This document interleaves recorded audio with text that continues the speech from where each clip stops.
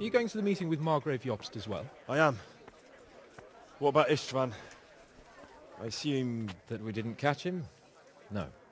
Because if we had, you'd be the first one to know. Have no fear. We'll get him eventually. I hope you're right.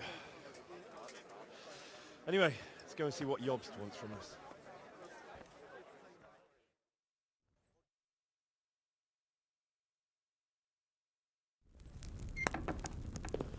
My lords, Christ's blessings on you all. And on you, Lord Capon. And this is my son, Henry. I didn't know you had a son, Sir Redzig. It came as a bit of a surprise to young Henry, too. This gentleman here is John II of Liechtenstein, a member of my council. I'm honored, gentlemen. Come join us. Margrave Jobst was just about to tell us the reason for his visit. Your Grace? I'm sure we're all agreed, Your Graces, that all this unrest must come to an end. This kingdom needs a king. The question is, which king? My cousin, Wenceslas IV, who is being held in captivity. I have to confess, my lord, that your answer surprises me a little. If I'm correctly informed, until recently you sided with your other cousin, Sigismund. That I cannot deny, and I have always stated my position plainly. But times have changed. How have they changed, Your Grace? Sir, there is one thing on which we undoubtedly concur. That King Wenceslas, unfortunately, did not inherit his father's gift for governing. Sadly, his failures have cost Bohemia, the nobles, and our whole Luxembourg family a great deal of money and effort. How did the king let it go so far, damn it? It's in his temperament. He cares only for wine, women, and the hunt. A king, in fact, who never wanted to be king. Then why didn't he just let his brother have the crown? Young sir, the crown weighs heavy when there are duties to be performed. But to surrender it means giving up great privileges, too. But he did surrender power to his brother. When things started getting out of hand, Wenceslas appealed to Sigismund for help in restoring order. What you're saying, Wenceslas invited him here? This is starting to make my head spin. Actually, it makes sense when you think about it. Sigismund wanted to re-establish the power of the whole House of Luxembourg. He thought if he helped Wenceslas win the imperial crown, in return his brother would help him become the king of the Romans, and leave the actual reign of Bohemia and the empire to him. Sigismund would govern, while Wenceslas could carry on doing what he was best at, enjoying the life of the imperial court. Why wasn't Wenceslas crowned Holy Roman Emperor long ago? He was already elected king of the Romans. All he had to do was go and let the Pope put the damn imperial crown on his head. Who knows? Maybe he'd prefer hunting and consorting with bathhouse wenches to spending time with the Pope. Well, so would I must admit. Sigismund's plan seemed sound enough, but it didn't quite work out, did it? It worked for a while. He and his brother reached an agreement. Sigismund took over administration of the kingdom and began planning Wenceslas's journey to Rome for the imperial coronation. But then Wenceslas realized he would just be a puppet with a crown. I must say, Margrave Jobst, Wenceslas and Prokop behave rather like naughty children in need of a good clout about the ears. Sigismund would agree. He was already planning his rule of Bohemia, and all of a sudden, the rug was pulled from under him. I'd say he lost his patience and decided he'd drag Wenceslas to the coronation kicking and screaming if he had to. Just like a naughty child, as you say. So he abducted him and your brother Prokop too, if I heard correctly. Correct. And you helped him do it, if I heard correctly. Yes, your graces, it's true. I was there when Sigismund abducted Prokop. I thought everything could somehow be settled, that we could make my brother see sense. But Sigismund just wanted to put an end to the dispute once and for all, whatever the cost. There was nothing I could do to stop him. And that's one of the reasons why I'm here. The worst of it is that it was all for nothing.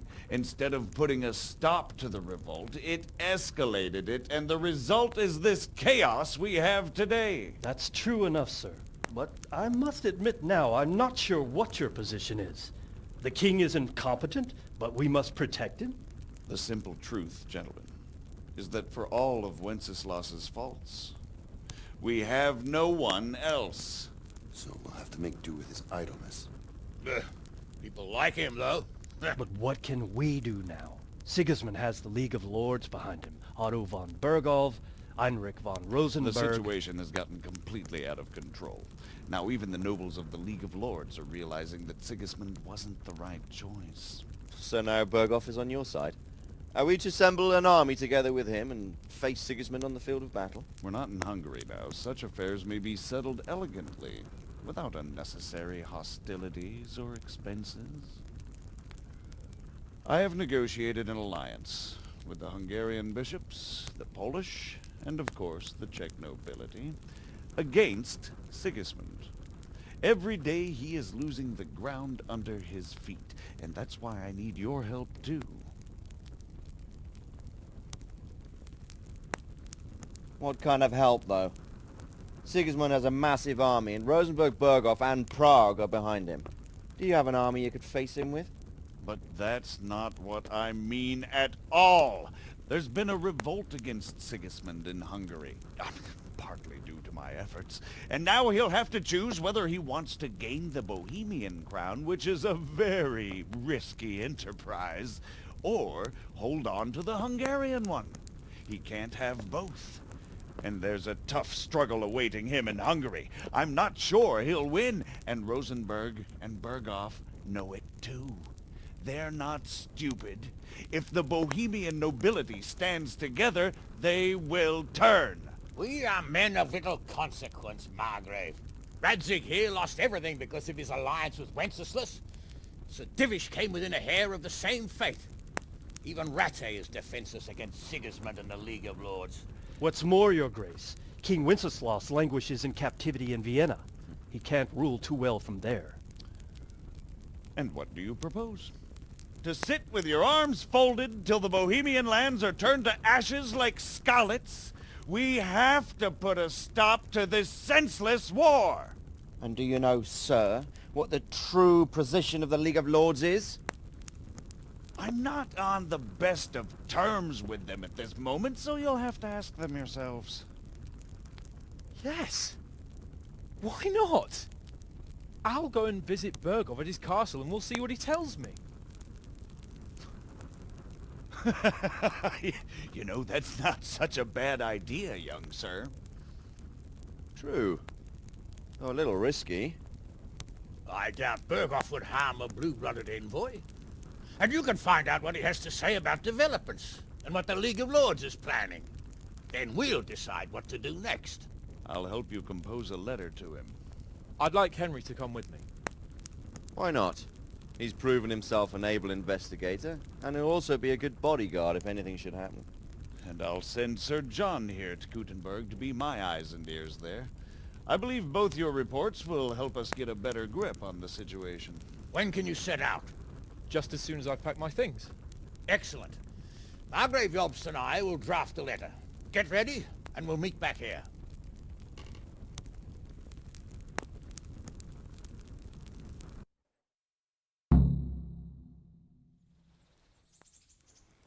I expect it would be best to write it in your name as Lord of Lipa. Quite so, Margrave. What exactly am I to write? So what do you think of it all, Sir Divish? I think I don't know what to think. That makes two of us. If I didn't know anything about Jobst, I'd say he's right and absolutely truthful. But I've heard too much about him already. Likewise. But I do feel he's the one with the best chance to put things right. Well, we'll see what we learn from Bergholf. If the League of Lords stands with Sigismund, then our chance is pale, in spite of everything Jobst said. We shall see. We shall see. So, it looks like you're off on a mission. Yes. I can't wait. I don't want to dampen your spirits, my boy, but watch out. These are evil times, and who knows what can happen along the way. Not to mention that Bergov is no saint. Don't worry. I know.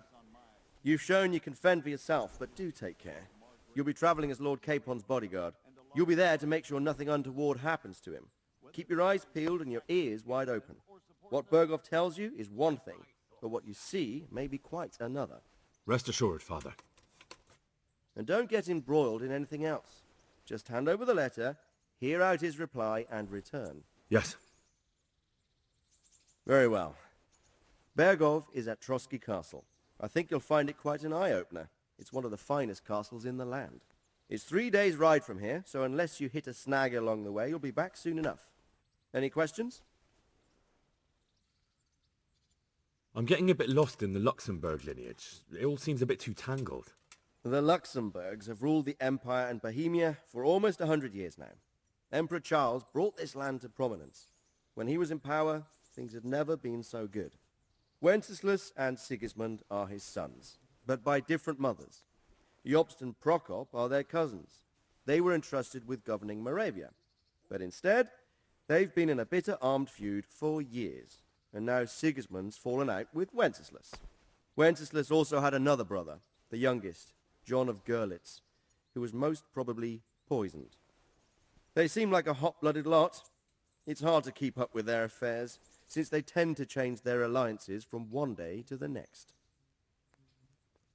Who is he really, this Jobst? The cousin of King Wenceslas. He's the Margrave of Moravia. I admit I don't know what to make of him myself. Until recently, he was allied with the League of Lords. For a time, he even served Rupert of the Palatinate against the king. And now suddenly, he's reversed his position. I don't know what led him to do it, and one can't help being suspicious. It's best to keep a watchful eye on him. But he really is the leader of the resistance against Sigismund these days. We'll just have to see how it all turns out. I'm a bit concerned so many people seem to think so little of King Wenceslas. You knew him, didn't you? What's he really like? Well, there's no straightforward answer to that question. He certainly makes a great hunting and drinking companion, but he can be very fiery and impetuous when things don't go how he'd like them. He never had much of a head for high office. He finds it tiresome. But once a man's grasped the scepter, it's hard to let it go again. You can't just abscond. You've seen for yourself what happens when he disappears for a few months. Better a bad but legitimate king than a bloody war over the throne. Who is this Prokop that Jobst spoke of? Jobst's brother, the king's cousin. He and Jobst warred over Moravian supremacy for years. Then they were allies for a while, betrayed Wenceslas and sided with Rupert of the Palatinate. But after Sigismund abducted Wenceslas, Prokop fomented a revolt against him, and Sigismund had him captured. Politics. Make of it what you will. I, for one, can't make head or tail of it most of the time. The League of Lords and that Bergov we're off to see. Who are they exactly? The lords of the powerful houses. Heinrich of Rosenberg, Otto of Berghof, Heinrich of Radetz, and others. They're unhappy with the way their influence declined after Wenceslas surrounded himself with the lesser orders of nobility. They abducted the king years ago and made him bow to their will. They got away with it that time, and now they've joined forces with Sigismund and done it again. But now it seems that Sigismund's behavior is starting to rub them up the wrong way, so they may well be thinking twice. We'll see what Berghof has to say. I don't know all that much about Sigismund. He's the king's younger brother and king of Hungary in his own right. 7 years ago, he led a crusade against the Turks and was defeated at Nicopolis. Some say it was due to the recklessness of the French knights, most of whom were mercilessly slaughtered. Sigismund is ambitious and capable. He might well make a better ruler than Wenceslas, but he's arrogant, and to our misfortune, brutal. Not long ago, he himself was held captive by the Hungarian nobility. They dislike him as much as some of the Czech and German noblemen do his brother Wenceslas. Ironically, Wenceslas joined forces with Jobst to liberate him. And now this is how Sigismund repays his brother. There's no doubt about it, God does move in mysterious ways. Rupert of the Palatinate. That's a name I hadn't heard before today. Rupert is the Prince Elector of the Palatinate. What's a Prince-Elector? The Prince-Electors are dignitaries of the Holy Roman Empire who have the right to elect the King of the Romans, who would then be crowned Holy Roman Emperor by the Pope. Rupert took the title for himself with the help of 3 other Prince-Electors, even though Wenceslas had already been appointed. Some of the nobility in the empire recognized Rupert's claim, but when he went to Rome to be crowned emperor, it turned into a fiasco. Now he's doing his utmost to get Wenceslas to acknowledge him, but so far without success. So, now we have 2 kings of the Romans. Jobst sided with Sigismund for a while, but now he's switched allegiance. He seems to do that quite a lot. That young man, Sir John of Liechtenstein. Why is he here? The Liechtensteins are a powerful Austrian family with estates in Austria and Moravia. Sir John sits on Jobst's council. Since the king's being held captive in Vienna, I suppose it makes sense to have a powerful Austrian house as allies. It could be very useful. That's about all. Very well. Take the letter from Sir Hanush. And good luck, son.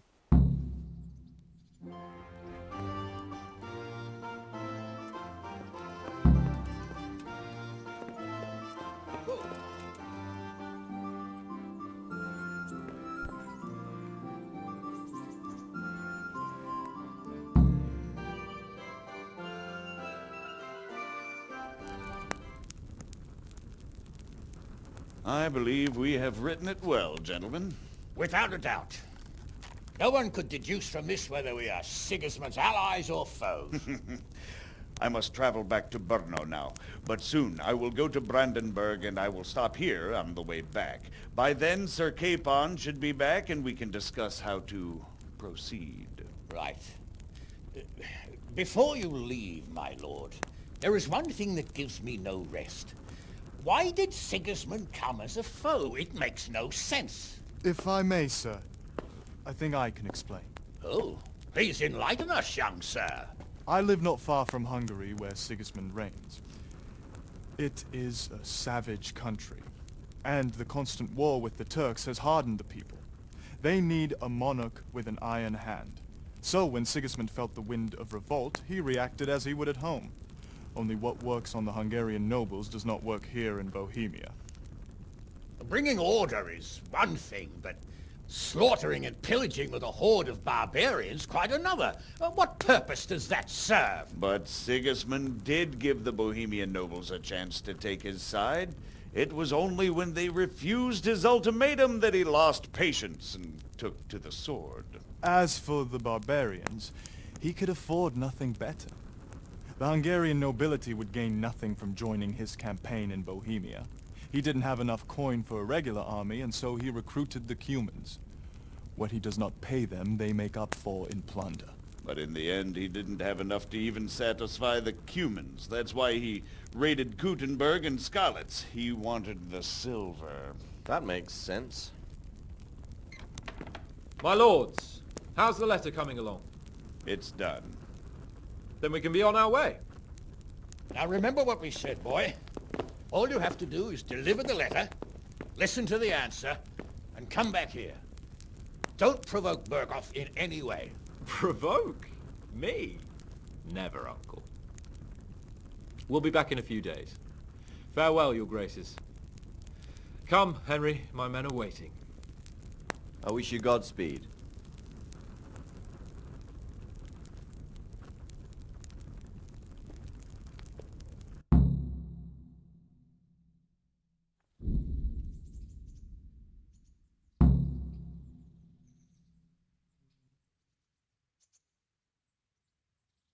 Come now, Hal. My men are mustered in the courtyard. We can get going.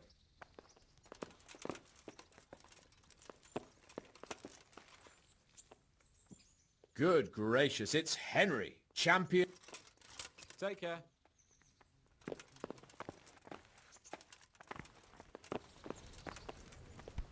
Greetings. What do you need? Are you wishing you'd stayed home at Rattay instead of joining in our nighttime venture? You must be joking.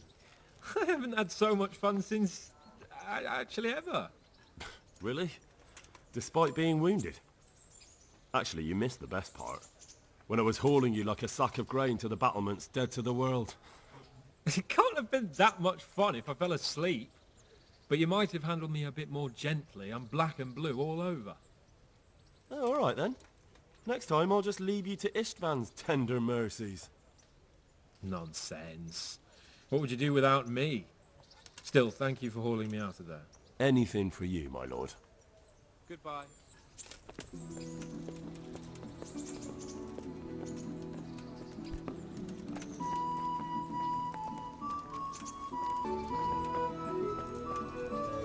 So, can we set off now, Henry?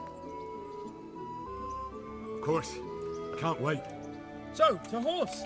The Lord of Burgov is bound to be waiting us eagerly.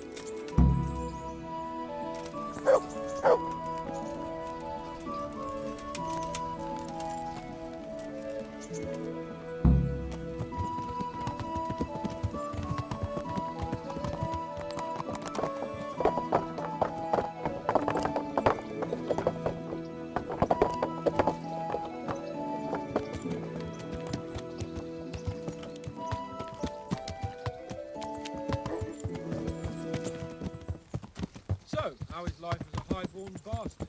I'm getting used to it. What about Rodzig? Has he accounted for not owning up to you the whole time? He explained it. All will be well, I think. Glad to hear it. It's far more acceptable for a nobleman to befriend a noble bastard than a blacksmith's son. Mind you, don't come to blows with a blacksmith, my young lord.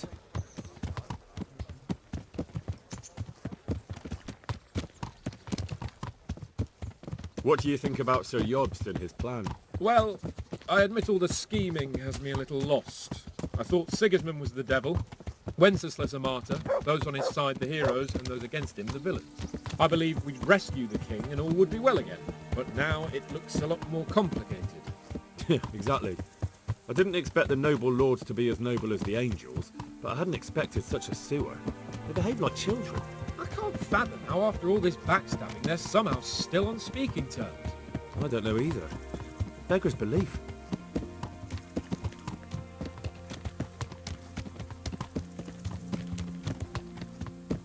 Did you know that King Wenceslas is such a... Feckless drunkard? Not really. And to be honest, I'm not sure I wanted to know. I slept better believing my fate was watched over by a wise and powerful monarch. So did I. What a dismal world when you can't keep trusting your own king. On the other hand, times were better with him here than with him gone. Isn't that the truth?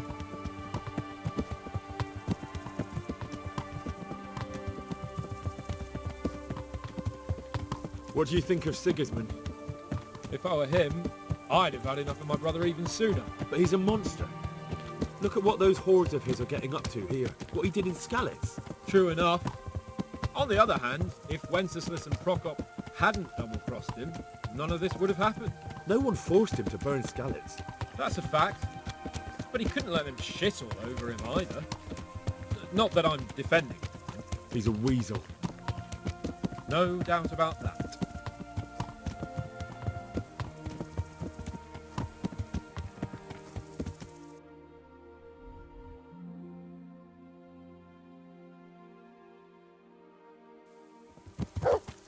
Do you know anything about Prokop?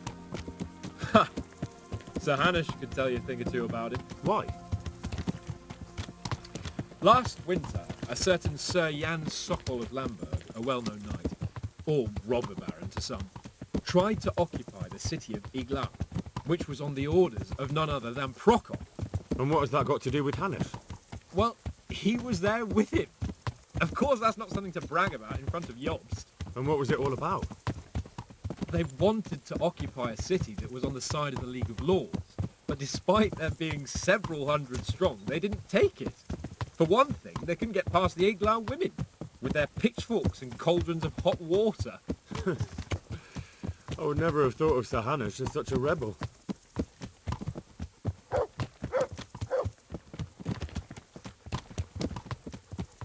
And have you heard anything about Rupert of the Palatinate? A little. He can't manage even to wrest power from a king who doesn't much care for ruling and isn't fighting back. That doesn't seem like a man who has what it takes to rule. And that's all I need to know.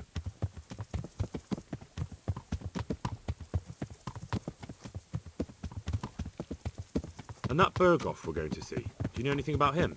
I haven't heard much good about him, but I have a feeling that some other nobles are quite in awe of him. And his castle is apparently quite impressive. I'll be interested to see for myself.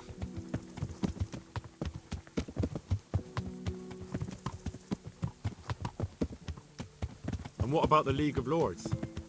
Wealthy, pompous. The king doesn't seem to like them much. He's chosen to let the lesser ranks of the nobility into his circle, men like your father. I admit I don't blame him one bit. But the lords weren't happy about their lost influence, so they put their foot down. If I were Wenceslas, I'd have let them hang after they abducted me the first time. But he gave them seats at the provincial council? Little wonder they're back in their old tricks.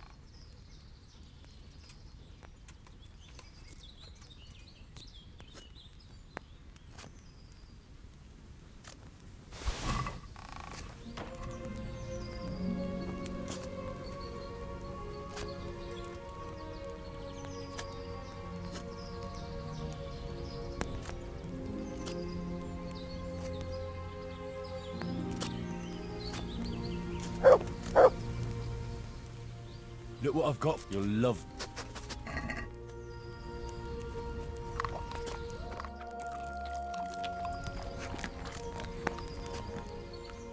Good boy. That's my boy.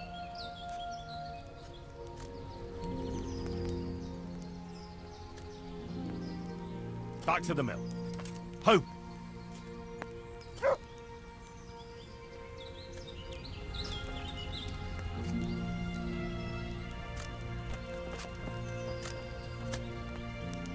How about it, Henry? Can we go? Are you ready for this? Of course. At last I'll get to see more of the country and have a bit of an outing. Quite.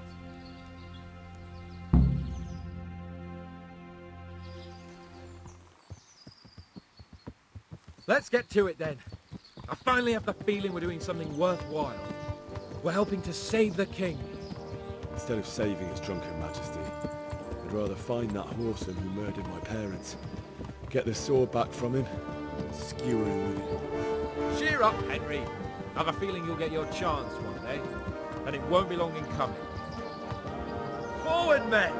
Audentes fortuna juvat!